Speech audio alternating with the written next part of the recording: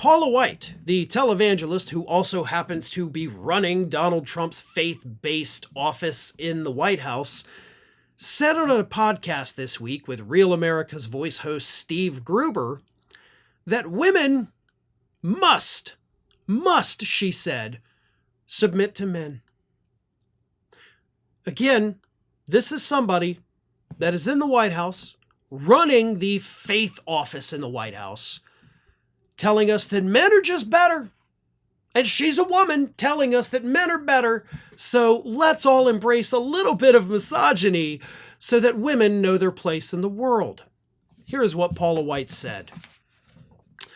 God is moving mightily, and what's so exciting to me, it's especially among young people and men. Men are the fastest returning to the church.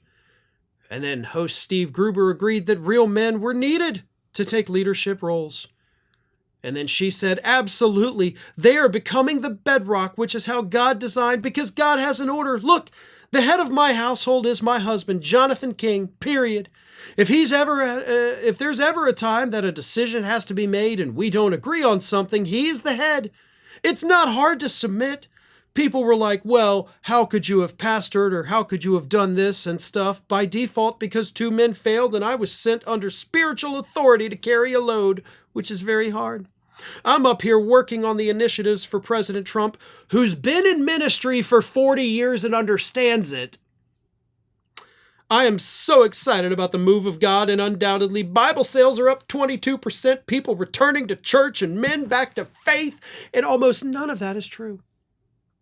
First and foremost, let's start with the most obvious lie that she told. Donald Trump's been in the ministry for 40 years. Donald Trump has literally gone to church twice in 40 years, and both of them were for photo ops. He is not a man of faith. He has quite possibly broken every single one of God's commandments. You know, we still don't have confirmation on the thou shalt not kill, but if you count his military strikes, then yes, he has every commandment.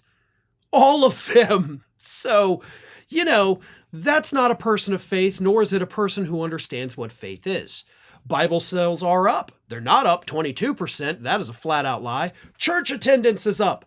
No, it's not. Church attendance is literally at an all-time low in the history of the United States and declining year after year.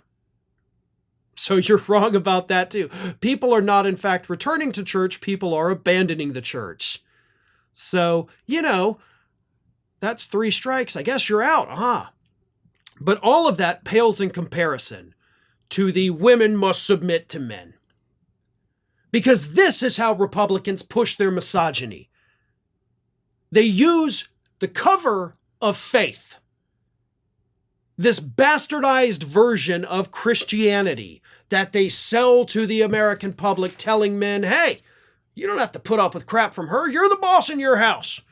Because God says, you know, it's not because you're listening to all those, you know, dude-centric podcasts that tell you that you're an incel that can't get laid, but that's because you're not taking charge. No. It's because God says it.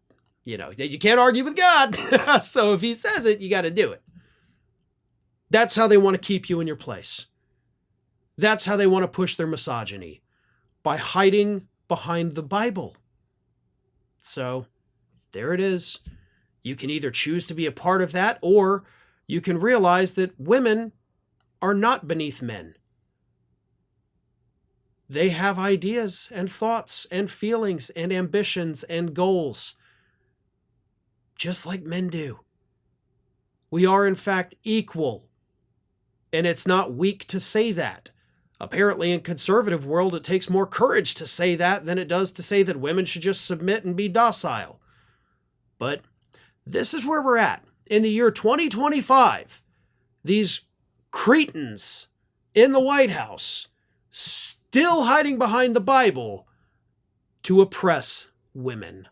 Thanks for watching, everybody. And if you're not already, please subscribe to the channel. We got fresh content every day for you. And if you want to follow us across social media, make sure you check out all of the social links that we have posted in the description of this video.